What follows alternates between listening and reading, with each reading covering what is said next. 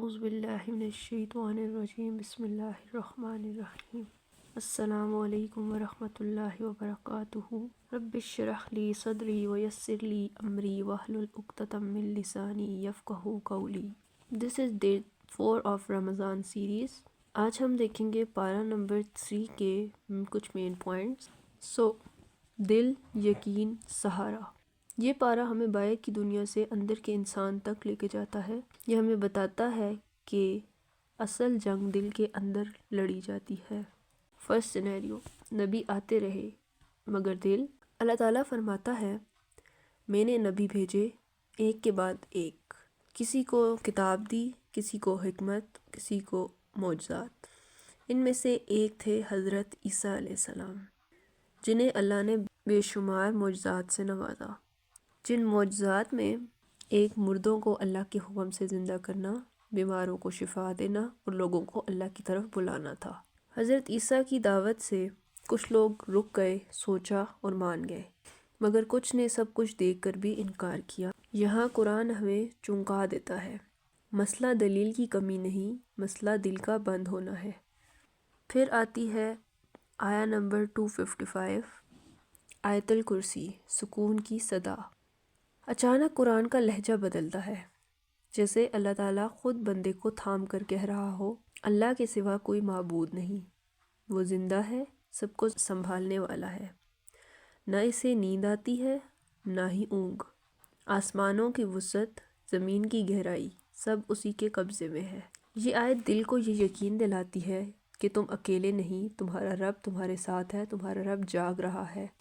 پھر آگے چل کر بات آتی ہے اللہ کی راہ میں مال کو خرچ کرنا، یعنی بیج بونا۔ اللہ تعالیٰ اب ہمارے ہاتھوں کی طرف متوجہ ہوتا ہے، ہمارے ہاتھوں کی طرف توجہ دلاتا ہے اور کہتا ہے جو میری راہ میں دیتا ہے وہ کبھی خسارے میں نہیں رہتا، میری راہ میں دیا گیا کچھ بھی ضائع نہیں جاتا۔ وہ ایک دانہ جو کوئی انسان میری راہ میں خرچ کرتا ہے وہ زمین میں جا کر 700 دانے بن جاتا ہے، مگر شرط کیا ہے کہ نہ کسی کو احسان جتایا جائے، نہ اس ایک دانے کا لیے کسی کو جتایا جائے، نہ کسی کا دل دکھایا جائے۔ یہاں ہمیں سکھایا گیا کہ اللہ تعالیٰ کو رقم نہیں چاہیے بلکہ اللہ تعالیٰ نیت کو دیکھنے والا ہے۔ پھر بات آتی ہے دین کو پھیلانا یا دین پر بلانا کسی کو زبردستی سے نہیں ہو سکتا، بلکہ یہ ایک بندے کا اپنا ذاتی انتخاب ہوتا ہے۔ اللہ تعالیٰ صاف لفظوں میں کہتا ہے دین میں کوئی زبردستی نہیں، سچ اور جھوٹ الگ ہو چکے ہیں، اب فیصلہ انسان کے دل پر ہے۔ جو اللہ تعالیٰ کو تھام لے، جو اللہ تعالیٰ کی رسی کو تھام لے گا، وہ ایسے سہارے کو پکڑ لیتا ہے جو کبھی ٹوٹتا نہیں ہے۔ ایمان دباؤ سے نہیں، یقین سے پیدا ہوتا ہے۔ پارہ کے آخر میں اللہ تعالیٰ کمزور بندے سے اس کا مہربان رب مخاطب ہے۔ یہاں پہ ہمیں ایک بندے کی صدا سنائی دیتی ہے، اے ہمارے رب، ہم سے بھول ہو جائے، غلطی ہو جائے تو ہمیں پکڑ نہ لینا۔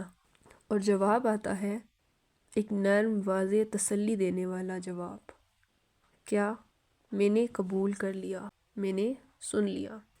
اللہ تعالیٰ یہ نہیں چاہتا کہ بندہ ٹوٹ جائے، وہ چاہتا ہے کہ بندہ جڑ جائے۔ تو اوورآل اگر ہم اس کے پیغام کو دیکھیں تو ہمیں اس پارے سے کیا سبق ملتا ہے یا کیا پیغام ملتا ہے؟ نمبر 1، معجزات بھی تب اثر کرتے ہیں جب دل زندہ ہوں۔ نمبر 2، اللہ تعالیٰ کی پہچان دل کو سکون دیتی ہے۔ نمبر 3، اللہ کے لیے دیا گیا کچھ بھی کبھی ضائع نہیں جاتا۔ نمبر 4، ایمان جبر نہیں شعور ہے۔ اور نمبر 5، اللہ تعالیٰ بندے سے اس کی طاقت سے زیادہ نہیں چاہتا۔